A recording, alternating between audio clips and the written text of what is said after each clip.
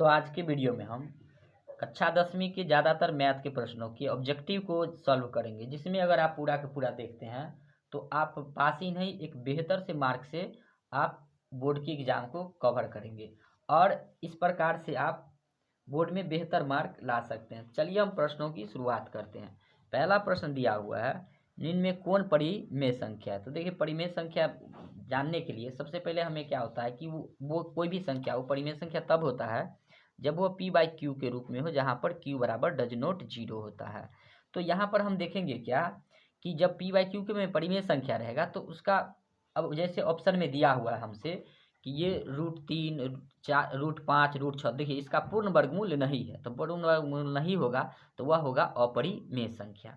लेकिन यहाँ से √2 को काट दीजिएगा तो ये 2 बचेगा, तो 2 क्या हो जाएगा, परिमेय संख्या हो जाएगा। इसी में अगर आपसे पूछ देगा पाई कौन संख्या है, तो पाई होता है अपरिमेय संख्या होता है। तो आपसे ये भी पूछ सकता है पाई कौन सी संख्या है, तो वह अपरिमेय संख्या हो जाएगा। लेकिन 22/7 दिया हुआ रहे तो यह हो जाएगा परिमेय संख्या। तो आप ऑब्जेक्टिव में इस पर थोड़ा ध्यान दीजिएगा और आसानी से आप इस तरह से बना सकते हैं। दूसरा प्रश्न आता है, किसी धनात्मक पूर्णांक a b के लिए का मौस a, b का लॉस किसके बराबर होगा, तो वह होगा a गुने b के बराबर होगा। अब घात 1 वाले बहुपद क्या कहलाता है, तो यह कहलाएगा रैखिक बहुपद, और द्विघात वाले बहुपद कहेगा तो द्विघात बहुपद हो जाएगा। 3 घात वाला पूछे तो त्रिघात बहुपद हो जाएगा। और इस प्रकार से आप 4 घात वाला रहे तो चतुर्घात बहुपद हो जाएगा। लेकिन इसमें इसका समीकरण भी पूछ देता है, तो आप जैसे देख लीजिए, अगर रैखिक बहुपद का समीकरण पूछेगा तो रैखिक बहुपद का समीकरण होता है ax + b होता है ना। और इसमें बराबर जो a का वैल्यू वह 0 नहीं होना चाहिए, तो ax + b जो होता है वह रैखिक बहुपद होता है। अगर ax² + bx + c रहे तो यह द्विघात बहुपद का समीकरण होता है, और ax³ + bx² + cx + d जो होगा वह त्रिघात बहुपद का समीकरण होगा। तो इस प्रकार से आप इसे अच्छा से याद कर लीजिएगा, ताकि अगर कोई भी तरह का प्रश्न अगर आपसे पूछता है तो आप आसानी से बना लीजिएगा।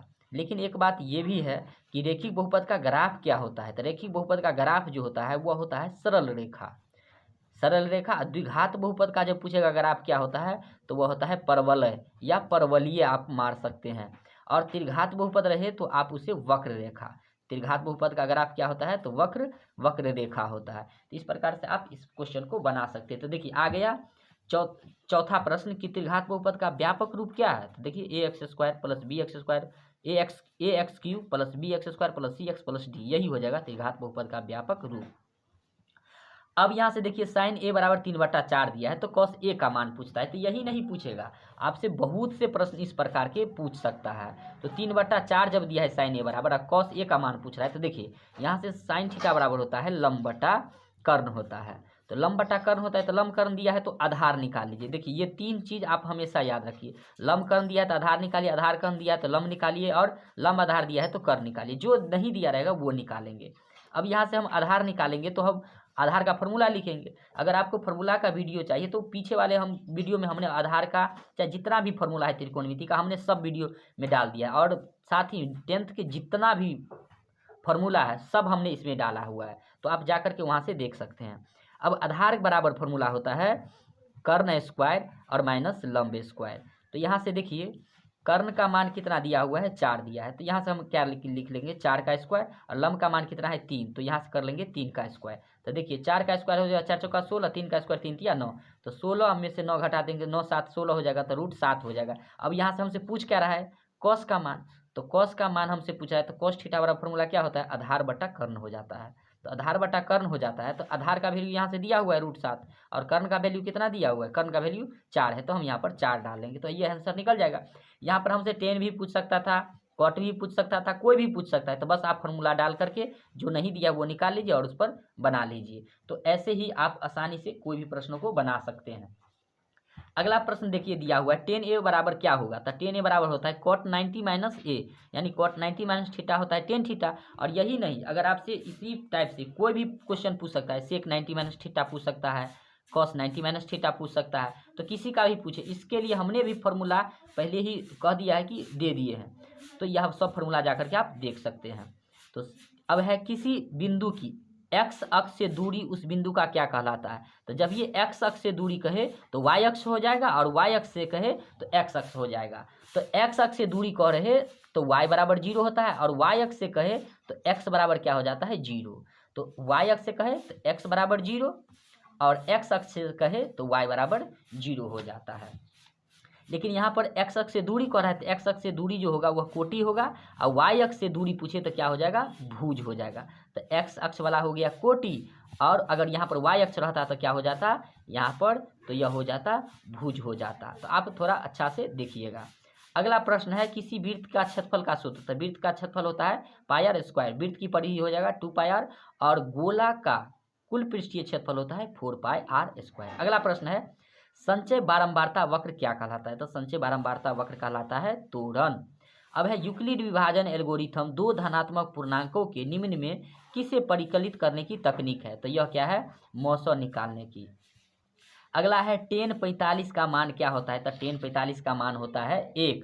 cot 45 भी आपसे पूछेगा तो वह हो जाएगा 1। तो आप इसे याद कर लीजिए, और हमने डाला भी है फॉर्मूला का। अब यह cosec स्क्वायर ए माइनस 1 बराबर क्या होता है। तो cosec स्क्वायर ए माइनस 1 बराबर होता है cot स्क्वायर का फॉर्मूला। तो आप आसानी से बना लेंगे। अब देखिए tan 26 बटा cot 64, इसका अगर इस तरह का क्वेश्चन रहे तो आप डायरेक्ट आंसर 1 मारिए। जब भी इस तरह का प्रश्न रहे तो tan 26 बटा cot 64, अगर इस तरह का प्रश्न रहे तो डायरेक्ट आप क्या कीजिएगा, अगर 90 डिग्री करके नहीं पूरा हुआ, 30 नहीं 45 इस तरह का नहीं दिया है, तो आप डायरेक्ट इसका आंसर 1 लिख दीजिए। अगर यहाँ पर 2 रहेगा तो 2 लिख दीजिए, अगर यहाँ पर 5 है तो 5 रख दिया, यहाँ पर 10 है तो 10 आंसर होगा। लेकिन यहाँ पर P रहेगा तो P आंसर रहेगा, T रहेगा तो T आंसर रहेगा, और यहाँ पर कुछ नहीं रही, बस ये मान दिया हुआ रहे तो आप वहाँ पर 1 आंसर मार लीजिएगा।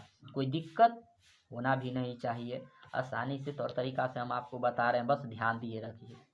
अगला प्रश्न देखिए क्या दिया हुआ है कि प्रथम पांच पूर्ण संख्याओं का माध्य क्या होगा। तो देखिए संख्या से रिलेटेड है तो आपको सम संख्या जानना पड़ेगा, विषम संख्या जानना पड़ेगा, भाज्य संख्या जानना पड़ेगा, भाज्य संख्या जानना पड़ेगा, क्योंकि ऐसा तो नहीं है कि बस पूर्ण ही संख्या पूछेगा बोर्ड में, कुछ भी पूछ सकता है। तो अगर संख्या से रिलेटेड किस संख्या को कैसे परिभाषित करते हैं अगर वो चाहिए तो आप बोलिएगा, हम आपको कमेंट में बताइएगा, हम आपको ये भी वीडियो डाल देंगे। तो देखिए प्रथम 5 पूर्ण संख्या का माध्य कहता है। तो 5 पूर्ण संख्या क्या होता है। तो 0 1 2 3 4, और हमको 5 से ही पूछ रहा था तो 1 2 3 4 5 को संख्या पूछ गया। अब इसका माध्य कहता है, माध्य कैसे निकालेंगे। तो माध्य निकालने के लिए क्या होता है फॉर्मूला, कुलाकरों का योग बटा कुलाकरों की संख्या, या सिग्मा एफ एक्स बटा सिग्मा एफ, और सिग्मा का मतलब क्या होता है जोड़ना, क्या होता है जोड़ना। अब देखिए तो सबको जोड़ लेंगे तो 0 को 1 को 2 को 3 को 4 को सबको जोड़ लेंगे। क्या वो है 1 2 3 4 5 वो है तो 5 से भाग कर देंगे। अब जोड़िएगा तो 2 1 3 3 3 6 6 4 10, तो 10 बटा 5, 10 बटा 5 है तो 2 से भाग कर देंगे, 5 दूना 10 2 हो गया। तो यही इसका आंसर क्या हो जाएगा 2 इसका आंसर हो जाएगा। तो आसानी से बना लीजिएगा। अब देखिए अगला प्रश्न है tan√3। tan√3 किसका मान होता है। तो tan√3 होता है 60 डिग्री का। अगर यहीं पर अगर आपसे पूछ देता 1/√3 किसका मान होता है, तो 1/√3 हो जाता है आपका tan 30 डिग्री का। tan कितना डिग्री का 30 डिग्री का। अब देखिए यहाँ से कहता है cos 60 डिग्री प्लस 1 बटा cos 60 डिग्री माइनस 1। अब यहाँ पर cos 60 डिग्री का क्या वैल्यू होता है, पहले आप वो पुट कीजिए, फिर इसमें जोड़िए, फिर इसको इसमें भी डालिए, और फिर -1 घटाइए। तो यहाँ से आप मान डाल करके आसानी से निकाल सकते हैं। आप लोग बना करके हमें कमेंट में बताइएगा इसका आंसर क्या होगा। अगर नहीं होता है तो आप फिर बोलिएगा हम बताएंगे, लेकिन आप सबसे पहले इसका फॉर्मूला जो भी मान होता है इसका आप याद कीजिए। अगर याद करेंगे तो आसानी से बन जाएगा, तो कोई दिक्कत नहीं रहेगा। चलिए अगला प्रश्न आता है x² प्लस x प्लस 1 के मूल हो अल्फा और बीटा द्विघात बहुपद fx, x² plus x plus 1 के मूल हो तो 1 बटा अल्फा प्लस 1 बटा बीटा का मान। तो देखिए 1 बटा अल्फा जोड़ 1 बटा बीटा का मान पूछ रहा है, तो इसका फॉर्मूला होता है -b/c। तो इसका फॉर्मूला होता है, अगर आपसे पूछता है x² प्लस x प्लस 1 का, तो 1 बटा अल्फा प्लस 1 बटा बीटा का वैल्यू पूछ रहा है, तो इसका फॉर्मूला होता है -b/c। और अगर इसका फॉर्मूला अगर जानते हैं तो आप आसानी से निकाल लीजिएगा। यहाँ पर देखिए कुछ नहीं है तो a बराबर कितना है 1, और b बराबर यहाँ भी कुछ नहीं है तो 1, और c बराबर यहाँ पर भी कुछ नहीं है तो 1। तो देखिए यहाँ पर -b/c है तो b का वैल्यू कितना है एक तो माइनस एक, बटा सी का वैल्यू एक, तो एक से एक में भाग करेंगे तो एक ही हो जाएगा, माइनस है तो माइनस, तो माइनस एक क्या हो जाएगा, इसका आंसर हो जाएगा। इसी में अगर आपसे अल्फा प्लस बीटा पूछ लेता तो अल्फा प्लस बीटा का वैल्यू होता है माइनस बी बटा ए। देखिए बी का वैल्यू एक है, माइनस लगल है तो माइनस, और ए का वैल्यू कितना है एक, तो एक, तो एक इससे भाग करेंगे तो क्या हो जाएगा एक ही, और माइनस लगल है तो माइनस एक हो गया। अगर अल्फा गुने बीटा का वैल्यू पूछता तो अल्फा गुने बीटा का वैल्यू होता है सी बटा ए, और सी बटा ए होता है, तो देखिए सी का वैल्यू कितना है एक, और ए का वैल्यू कितना है एक, तो एक से एक में भाग करेंगे तो एक ये आंसर हो जाएगा। तो देखिए अल्फा प्लस बीटा को कहते हैं मूलों का योग, तो योग भी दिया रहे तो भी यही निकालिएगा, और मूलों का गुणनफल दिया रहेगा गुणनफल, तो आप अल्फा गुने बीटा निकालिएगा, ठीक ना। तो इस तरह से आप इसका वैल्यू आसानी से निकाल सकते हैं। अब देखिए यहाँ पर दिया है एक द्विघात बहुपद के मूलों का योग तथा गुणनफल 2 और -15 है, तो द्विघात बहुपद ज्ञात कीजिए। देखिए तो मूलों का योग यानी क्या alpha plus beta, alpha plus beta कितना है 2, और मूलों का गुणनफल दिया है अल्फा गुने बीटा यानी कितना -15। तो कहता है द्विघात बहुपद ज्ञात करें, तो द्विघात बहुपद का सूत्र क्या होता है, तो द्विघात बहुपद का फॉर्मूला होता है, आप पहले फॉर्मूला याद कीजिए तब बना पाएंगे आसानी से, x square minus alpha plus beta into x plus alpha गुने बीटा। हमें सारा जो भी फार्मूला है सब डाल दिए हैं। X square minus alpha plus beta कितना 2 इंटू एक्स है तो एक्स प्लस अल्फा गुने बीटा, अल्फा गुने बीटा का वैल्यू हो जाएगा -15। अब देखिए एक्स स्क्वायर तो एक्स स्क्वायर, माइनस 2 को एक्स गुना करते -2x, प्लस माइनस माइनस, ये 15 है तो 15, यही क्या हो जाएगा इसका आंसर हो जाएगा। कोई दिक्कत चलिए हो गया, यही आंसर हो जाएगा। देखिए क्वेश्चन नंबर 7 क्या कहता है, क्वेश्चन नंबर 7 कहता है कि किसी बिंदु Q से किसी वृत्त की स्पर्श रेखा, तो देखिए हम सबसे पहले नंबर एक वृत्त बना लेते हैं। वृत्त बनाने के बाद कहता है स्पर्श रेखा की लंबाई 24 सेमी। अब मान लीजिए कोई बिंदु है, यहाँ पर हम बिंदु ले लिए Q, अब कहता है इससे स्पर्श वृत्त के स्पर्श रेखा, तो स्पर्श कर दिए। अब कहता है केंद्र से दूरी, तो केंद्र ये हो गया, केंद्र से Q की दूरी कहता है 25 है, तो यहाँ से दूरी क्या हो गया 25 cm हो गया, और ये कहता है 24 cm दूरी है तो 24 cm लिख दिए। तब कहता है क्या कि वृत्त की त्रिज्या ज्ञात कीजिए, तो ये दूरी निकालने के लिए कहता है। तो मान लीजिए इसको हम O मान लिए, इसको A मान लिए, इसको ये Q है तो Q मान लिए। अब देखिए ये अब आपसे ये कहता है निकालने के लिए, तो हम क्या करेंगे, ये लंब मान लीजिए एक प्रकार से, ये AO से दूरी क्या हो जाएगा, तो रूट अंडर हो जाएगा इसका स्क्वायर और रूट अंडर इसका स्क्वायर, तो क्या हो जाएगा, ये 25 है तो 25 का होल स्क्वायर माइनस ये 24 है तो 24 का होल स्क्वायर, तो 25 का स्क्वायर हो जाएगा 25 25 625, और 24 24 हो जाएगा 576। अब यहाँ से घटा लीजिएगा तो क्या हो जाएगा 49 हो जाएगा, और 49 का वर्गमूल कितना हो जाएगा 7, तो 7 cm क्या हो जाएगा इसका त्रिज्या हो जाएगा। कोई दिक्कत।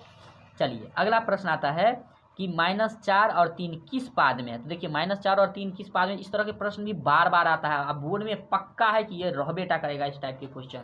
तो देखिए पहले नंबर आप समझ लीजिए 4 और 3 है, तो ये कहाँ, यहाँ कुछ नहीं यहाँ कुछ नहीं, तो यहाँ दोनों में क्या है प्लस प्लस है, और प्लस प्लस रहेगा तो यह प्रथम तल में होगा। किस में होगा, प्रथम तल में। अगर -2 और ये 3 यानी पहले माइनस और इसमें प्लस प्लस रहे, ऐसे रहेगा तो यह हो जाएगा द्वितीय तल में। द्वितीय तल लिखा रहे चाहे दूसरा लिखा रहे, या इसमें प्रथम है तो पहला लिखा रहे। अब देखिए इसमें भी माइनस और दूसरे में भी माइनस, यानी इसमें भी माइनस इसमें भी माइनस, तो दोनों में माइनस रहेगा तो वह तीसरा तल होगा। कौन सा तल होगा, तीसरा। और पहला में प्लस और दूसरा में रहेगा माइनस, तब यह हो जाएगा आपका चौथा तल। कौन सा हो जाएगा, चौथा तल या चतुर्थ तल। तो देखिए क्या पूछ रहा है माइनस और प्लस, तो यहाँ माइनस का चिन्ह है, यहाँ कुछ नहीं तो प्लस का चिन्ह है। तो देखिए यहाँ पर माइनस और दूसरा में प्लस, कौन सा तल है, द्वितीय, तो आंसर क्या हो जाएगा द्वितीय। इस तरह से कोई भी प्रश्न पूछ सकता है। चलिए अब कहता है बहुपद नहीं है, तो देखिए बट्टा वाला संख्या, देखिए एक्स ABCD का अक्षर बट्टा में है तो वह हो जाएगा, यह बहुपद नहीं होगा। अगर कोई भी संख्या ABCD का कोई भी अक्षर अगर रूट में है तो वह भी नहीं होता है। इस प्रकार से अगर कोई भी संख्या ABCD का रहता है, अगर वो उसमें अगर पावर रहेगा और उसमें वह पावर रहेगा आपको बट्टे में, तो वह भी नहीं होता है। लेकिन आप इसको बढ़िया से देखिएगा, अगर चाहिए इस तरह का पूरा डिटेल बहुपद का तो आप कमेंट कीजिएगा, हम इसका वीडियो डाल देंगे। चलिए 11 नंबर क्वेश्चन कहता है, क्या कहता है कि देखिए 1√1 माइनस साइन स्क्वायर बट्टा 1 माइनस कॉस स्क्वायर। तो देखिए हम डायरेक्ट बनाते हैं √1 minus sine square. 1 minus sine square का फॉर्मूला होता है कॉस स्क्वायर ए बट्टा, देखिए 1 माइनस कॉस स्क्वायर, तो 1 माइनस कॉस स्क्वायर फॉर्मूला होता है साइन स्क्वायर ए। अब देखिए √कॉस स्क्वायर बट्टा साइन स्क्वायर, इसका फॉर्मूला हो जाएगा कॉट स्क्वायर ए का। आपको रूट स्क्वायर हटाएंगे तो यह रूट भी क्या हो जाएगा, हट जाएगा, तो यह क्या हो जाएगा कॉट ए हो जाएगा। तो यहाँ से क्या कीजिएगा, आसानी से आप इसको बना लीजिएगा। फिर यहाँ पर देखिएगा क्या कि आपको दिया हुआ है cos 48 डिग्री और माइनस क्या है sin 42 डिग्री है। अब देखिए यहाँ दिया है cos 48 माइनस sin 42 डिग्री। तो यहाँ पर क्या करेंगे, इसको 90 में से घटा लेंगे तो क्या हो जाएगा sin 90 डिग्री माइनस 90 में से 48 को क्या कर लेंगे, घटा लेंगे, माइनस sin 42 है तो sin 42 डिग्री। तो ये क्या हो जाएगा, sin घट के 42 डिग्री और माइनस sin 42 डिग्री। देखिए दोनों सेम सेम कट गया तो क्या हो गया, जीरो। तो इस तरह का प्रश्न रहे और माइनस लगा रहे तो डायरेक्ट आप इसका आंसर जीरो रख लीजिए, कोई दिक्कत नहीं है, सीधा जीरो रख लीजिए। और क्या बताए कि ऊपर और बट्टा में नीचे में दिया हुआ रहे तो डायरेक्ट उसका आंसर कितना रख लीजिए, एक रख लीजिए, कोई दिक्कत नहीं है, आप आसानी से सब प्रश्नों को बना पाएंगे। अगला प्रश्न देखिए 9 sec square minus 9 tan square है, इसको कैसे बनाएंगे। तो इसका डायरेक्ट आंसर आप 9 लिख सकते हैं। कैसे, तो 9 कॉमन लीजिएगा तो इसमें हो जाएगा sec स्क्वायर ए माइनस इसमें से 9 हट जाएगा तो ये हो जाएगा tan स्क्वायर ए। तो देखिए sec square minus tan square formula 1 होता है, तो 9 को 1 से गुना कीजिएगा तो क्या हो जाएगा, 9 हो जाएगा। तो डायरेक्ट आंसर 9 लिख दीजिएगा। यहाँ पर 5 है तो 5 लिख दीजिए, यहाँ पर 3 दोनों में 3 है तो 3 लिख दीजिए, अगर यहाँ पर दोनों में 7 है तो 7 आंसर लिख दीजिए। देखिए एक चीज़ ध्यान रखिएगा कि अगर यहाँ पर पहले 10 है और बाद में सेक है तो वहाँ माइनस आ जाएगा, इसलिए यहाँ पर तो माइनस 9 होगा। लेकिन ऐसे पहले सेक का तब 10 रहे तो आप यहाँ पर प्लस में ही रखेंगे। आप पहले 10 आ जाएगा तब माइनस में आ जाएगा आंसर। अगला है दो परिमेय संख्याओं के बीच अधिकतम कितनी परिमेय संख्या हो सकती है, तो वह हो जाएगा अनंत। देखिए √2 क्या है, कौन संख्या है, तो √2 हो जाएगा अपरिमेय संख्या। क्यों, क्योंकि इसका वर्गमूल नहीं होगा। अगला प्रश्न देखिए, कहता है वृत्ताकार पथ पर 3 धावक एक ही स्थान से दौड़ना प्रारंभ करते हैं, तो एक चक्कर लगाने में क्रमशः 3 घंटे, 4 घंटे, 8 घंटे समय लगता, तो तीनों को प्रस्थान बिंदु पर पुनः मिलने पर लगा समय क्या होगा। तो तीनों को एक समय मिलने की अगर बात करें तो आप क्या कीजिएगा, सीधा इस तरह के क्वेश्चनों को एलसीएम कर लीजिए। 3 है, 4 है, 8 है, अगर एलसीएम कर लीजिएगा 3 का, 4 का, 8 का, तो सोझे कितना आंसर आ जाएगा, 24 एलसीएम आ जाएगा, हो गया। अब देखिए यहाँ पर क्या दिया है, बहुलक। देखिए 2 है, 3 है, 0 है, 3 है, 2 है, 6 बहुलक आता है। तो बहुलक में आप देखिए कि सबसे बेसी बार कौन आया है, तो देखिए 2 आया है 2 बार और 3 भी आया है 2 बार। और अगर इसमें जो ज़्यादा बार आएगा वही उसका क्या हो जाएगा, आंसर हो जाएगा। जैसे मान लीजिए यहाँ पर दिया हुआ है 2 दिया है, 3 दिया है, 5 दिया है, 7 दिया है, 3 दिया है। अगर इसमें आपसे पूछेगा कि कौन सा बहुलक होगा, तो देखिए 3 जो है कितनी बार है, 2 बार है, 2 कितना बार है, 1 बार, और 5 कितना, 1 बार, 7 कितना बार, 1 बार। तो इस तरह का अगर रहेगा क्वेश्चन तो क्या हो जाएगा, इसका आंसर 3 ही हो जाएगा। तो जो ज़्यादा बार रहेगा वही क्या हो जाएगा, बहुलक हो जाएगा। अब इस तरह के अगला प्रश्न है, दो समान कोणिक त्रिभुजों में उनकी संगत भुजाओं का अनुपात सदैव समान रहता है, किसने कहा, तो यह कहा था थेल्स ने।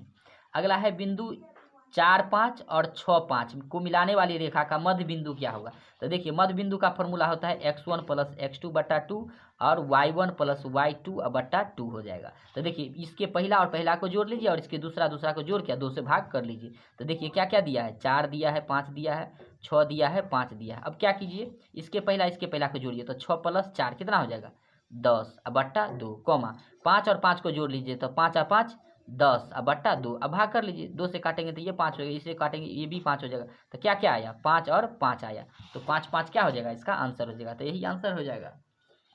अगला है किसी घटना की प्रायिकता नहीं होती है, तो किसी घटना की प्रायिकता नहीं होती है तो वो हो जाएगा माइनस वाला। तो घटना की प्रायिकता नहीं हो सकता है माइनस वाला, और माइनस वाला तो घटना की प्रायिकता होता क्या है, तो 0 और वह 1 के बीच में वही क्या होगा, प्रायिकता होगा। अगर प्रायिकता होना है तो 0 और 1 के बीच में ही होना चाहिए। तो अगर वह माइनस में आंसर दिया हुआ है तो वह भी नहीं होगा। अगर 1 से ज़्यादा है, मतलब 2 दिया है, 5 दिया है, 10 दिया है, तो वह भी नहीं होगा। तो आप ध्यान दीजिएगा, हाँ खाली यहाँ ध्यान दीजिएगा कि प्रतिशत तो नहीं दिया है। अगर प्रतिशत दिया है तो उसके बट्टा में हम 10% अगर दिया है तो 10 के बट्टा में क्या देंगे, 100 डालेंगे, काटिएगा तो यह भी 0 और 1 के बीच में ही आ जाएगा, तो यह होगा। तो प्रतिशत पर थोड़ा ध्यान दे के रखिएगा, ठीक ना। और अगर आपसे पूछेगा कि संभव घटना की प्रायिकता क्या होगा, चाहे निश्चित घटना की प्रायिकता क्या होगा, तो यह हो जाएगा, इसका आंसर 1 हो जाएगा। अगर अनिश्चित पूछे, अनिश्चित या असंभव घटना की प्रायिकता क्या होगा, तो वह हो जाएगा 0। तो आप इस तरह के प्रश्नों को भी अच्छा से देखते रहिएगा ताकि कोई भी प्रश्न को बनाने में दिक्कत न हो। अगला प्रश्न देखिएगा क्या, अगला प्रश्न दिया हुआ है आपका, अगला प्रश्न है √cos θ = 1 तो थीटा का मान क्या होगा। तो देखिए यहाँ से हम कॉस थीटा बराबर लिख सकते हैं 1/, ये बट्टा में चला जाएगा √2। तो देखिए कॉस कितना डिग्री का मान 1/√2 होता है। तो कॉस होता है आपका 45 डिग्री का मान 1/√2 होता है। चलिए अगला प्रश्न देखिए यहाँ पर क्या दिया है। यहाँ दिया है 1 + cot स्क्वायर ए। तो 1 + cot स्क्वायर फॉर्मूला किसका होता है, फिर 1 + tan स्क्वायर फॉर्मूला किसका होता है। इस प्रकार से डाल करके हम क्या करेंगे, निकालेंगे। तो देखिएगा क्या 1 + cot स्क्वायर जो होता है वह होता है, तो 1 + cot स्क्वायर होता है कोसेक स्क्वायर का फॉर्मूला, और 1 + tan स्क्वायर किसका होता है, तो यह हो जाता है सेक स्क्वायर का फॉर्मूला। तो देखिए अब यहाँ से कोसेक स्क्वायर किसका होता है, तो 1/sin स्क्वायर ए का फॉर्मूला होता है, और सेक स्क्वायर किसका फॉर्मूला होता है, तो 1/cos स्क्वायर का फॉर्मूला होता है। तो देखिए यहाँ पर 1/sin स्क्वायर तो है ही, और जो नीचे है वह पलट के ऊपर चला जाएगा, तो क्या बचेगा cos स्क्वायर ए बट्टा 1। अब यहाँ से क्या हो जाएगा, 1 को cos स्क्वायर से गुना करेंगे तो cos स्क्वायर ए बट्टा sin स्क्वायर को 1 से गुना करेंगे तो हो जाएगा sin स्क्वायर ए। तो क्या हो गया cos स्क्वायर बट्टा sin स्क्वायर, और इसका फॉर्मूला किसका हो जाएगा, तो cot स्क्वायर ए का हो जाएगा। तो यहाँ से हम सीधा मार सकते हैं किसका फॉर्मूला, तो cot स्क्वायर ए का फॉर्मूला हो जाएगा। तो आप सबसे पहले नंबर क्या करेंगे कि बराबर रिवाइज करेंगे। अगला प्रश्न कहता है कि दो परिमेय संख्या के बीच कितने परिमेय संख्या हो सकता है, तो यह अनंत हो जाएगा। देखिए किसी बारंबारता का बहुलक होता है, तो बारंबारता का जो बहुलक होता है तो वह अधिकतम बारंबारता मान वाला क्या होता है, बहुलक होता है। यदि समांतर चतुर्भुज के सभी भुजाएं एक वृत्त को स्पर्श करे तो वह समांतर चतुर्भुज क्या हो जाएगा, तो वह हो जाएगा समचतुर्भुज। अगला है बिंदु 2, 3 की मूल बिंदु से दूरी क्या होगा। तो देखिए मूल बिंदु से जब ये दूरी पूछे तो उसका फॉर्मूला होता है x² + y², और दिया कितना है 2 और 3। तो ये दिया हुआ है तो आप क्या कीजिएगा, 2 है तो 2 का स्क्वायर कर लीजिए, जोड़ है तो जोड़, और 3 है तो 3 का स्क्वायर कर लीजिए। तो क्या हो जाएगा 2 का स्क्वायर हो जाएगा 2 दूना 4, और 3 का स्क्वायर यानी 3 को 2 बार लिखिए तो 3 तिया 9, तो 9 4 कितना हो जाएगा 13। यही √13 क्या हो जाएगा, इसका आंसर हो जाएगा। तो √13 क्या हो जाएगा, आंसर हो जाएगा। अगर वर्गमूल होता तो इसका वर्गमूल कर लेते, लेकिन होता नहीं। तो इस प्रकार से आप इसे ऐसे करके बना लेंगे। अगला प्रश्न है निश्चित घटना की प्रायिकता क्या होगा। देखिए निश्चित घटना का क्या हो जाएगा 1, अनिश्चित का रहेगा तो 0, निश्चित पूछे चाहे संभव तो क्या होगा 1। अब है 1 + tan स्क्वायर, तो 1 + tan स्क्वायर किसका हो जाता है, सेक स्क्वायर का हो जाता है। अब 1/√3 किसका होगा, 1/√3 अगर दिया हुआ रहे तो यहाँ पर आप देखिए यहाँ पर दिया है sin π/3, 6 cot π/3, tan π/6, cot π/6। तो जब ये पाई दिया रहे तो उसके बदले में आप क्या रख लीजिए 180। तो देखिए यहाँ पर क्या है tan π/6 है ना, तो पाई के बदला में क्या रख लीजिए 180, 180 बटा क्या हो जाएगा 6। अब 6 से काटिएगा तो कितना हो जाएगा 30, तो 30 हो जाएगा, तो tan 30 डिग्री हो गया। अब tan 30 डिग्री का वैल्यू कितना होता है 1/√3, तो यही इसका क्या हो जाएगा आंसर हो जाएगा। तो आप इस तरह के क्वेश्चनों को देखने के लिए आप पहले ही से ही डाल करके पाई का वैल्यू 180 काट करके आप निकाल सकते हैं, क्योंकि हमें पता था कि 6 से भाग करेंगे 180 में 6 × 18 3, इसीलिए π/6 वाला आंसर होगा। पाई क्या होता है, तो अपरिमेय संख्या होता है। 4 घात वाले बहुपद क्या कहलाते हैं, तो चतुर्थ घात बहुपद कहलाता है। अगला है एक रैखिक समीकरण का घात कितना होगा, तो 1 होगा। tan π/2 का मान क्या होगा, तो पाई की जगह 180, और 180 में अगर हम 2 से भाग करेंगे तो tan कितना हो जाएगा 90 हो जाएगा, और tan क्या हो जाएगा 90 डिग्री, और tan 90 डिग्री का वैल्यू कितना होता है, तो tan 0 0 होता है, और tan 90 हो जाता है कितना इनफाइनाइट। तो इसका आंसर क्या हो जाएगा इनफाइनाइट होगा। देखिए 4 - 3 किस तल का होगा, तो यह चतुर्थ हो जाएगा, इस पहले ही हम बता दिए। अब है वृत्त के केंद्र पर बना कोण कितना होता है, वृत्त के केंद्र पर बना कोण क्या हो जाएगा 360 डिग्री। अब इसमें बहुलक कहता है जो सबसे ज्यादा बार होगा। अब आता है एक सिक्का को उछालने पर चित्त आने की प्रायिकता क्या होगा, तो जब ये एक सिक्का कहे उछालने के लिए और चित्त या पट कहे तो आप डायरेक्ट मार दीजिए कितना 1/2। एक सिक्का को उछालने है और चित्त या पट कहे तो क्या हो जाएगा 1/2, डायरेक्ट आंसर हो जाएगा। अब देखिए यहाँ पर कहता है सार्वअंतर। सार्वअंतर जब ये पूछे आपसे तो देखिए क्या दिया हुआ है, 4 दिया है, 10 दिया है, 16 दिया है। इस तरह के प्रश्न में आपसे अगर सार्वअंतर पूछे, क्या पूछे सार्वअंतर, देखिए क्या दिया है 4 10 16 22 दिया है ना, तो 4 10 16 अगर दिया है, अगर इसमें आपसे पूछेगा सार्व अंतर, तो जब ये सार्व अंतर दिया रहे, चाहे इसी में पदांतर भी दे सकता है, पदांतर, तो पदांतर भी दे तो क्या कहेंगे पद का अंतर, यानी कि कितना का अंतर है।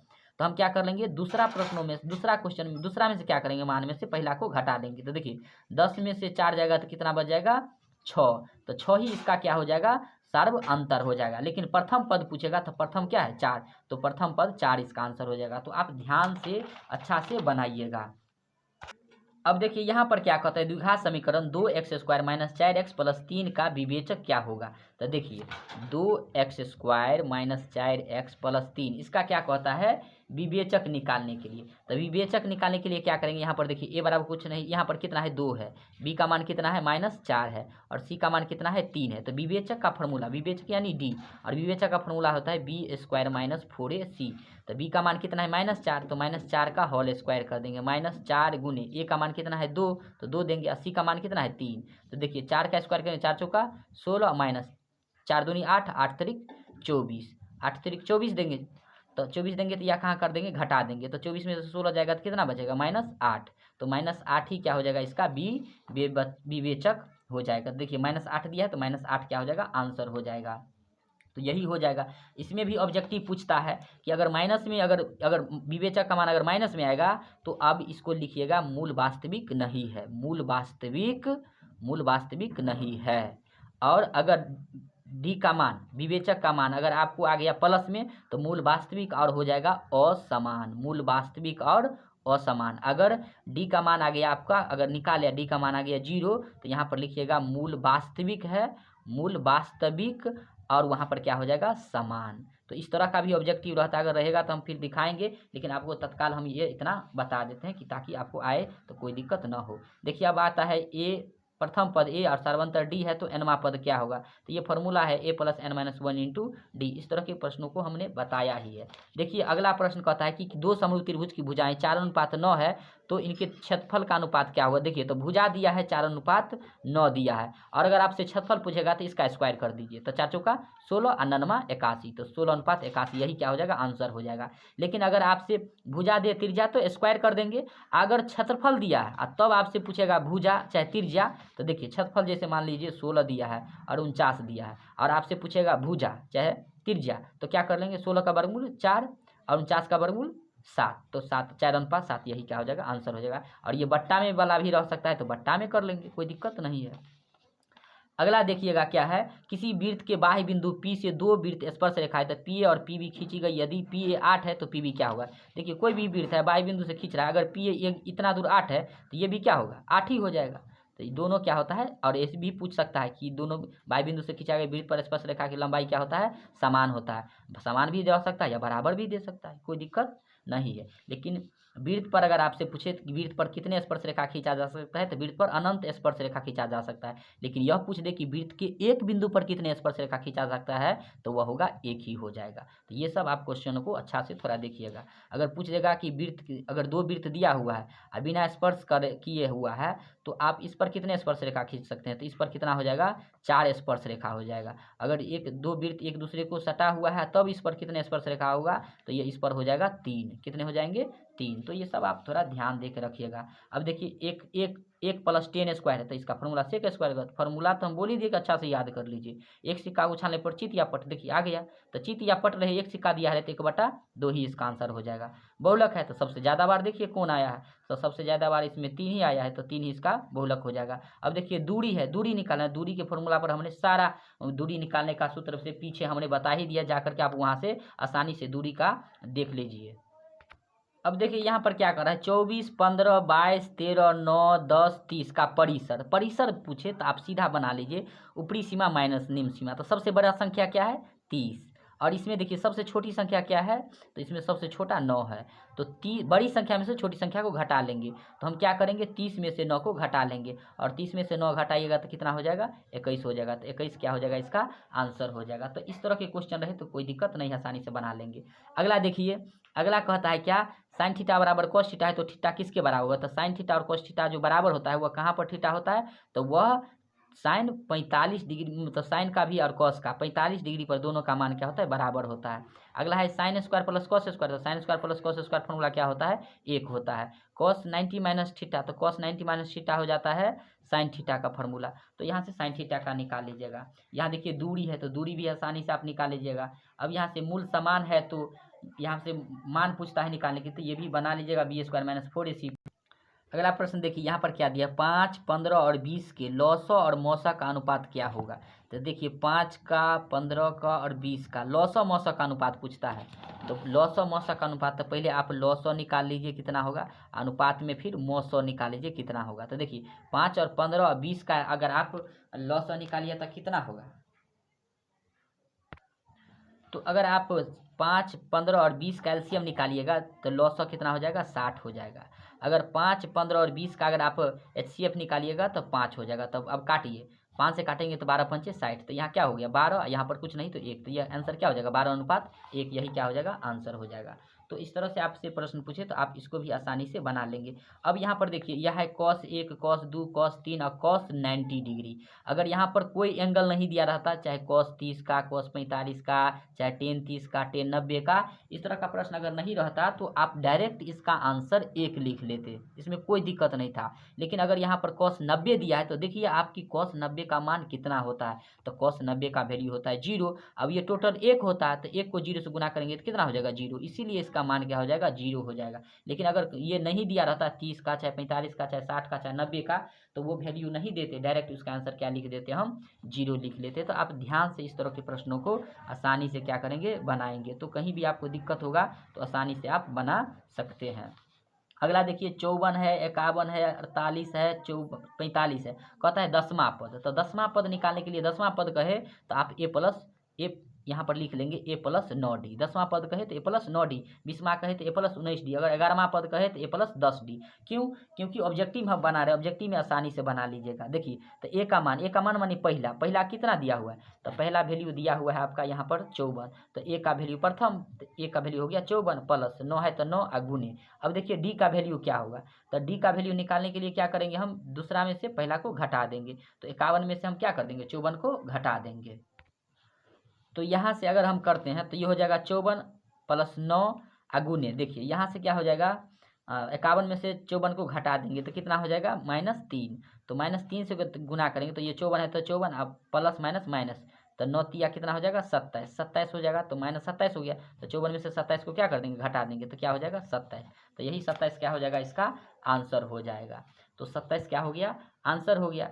तो इस तरह से हम क्या करेंगे, किसी भी क्वेश्चनों को आप बना पाएंगे। अब देखिए यहाँ पर क्या कहता है, यदि p और q दो अभाज्य संख्या है तो मौसौ क्या होगा। तो दो अभाज्य संख्या रहे और अगर आपसे मौसौ पूछे तो मौसौ पूछेगा तो उसका आंसर कितना हो जाएगा, 1 हो जाएगा। अभाज्य संख्या रहे और मौसौ रहे तो वह क्या हो जाएगा, 1 हो जाएगा।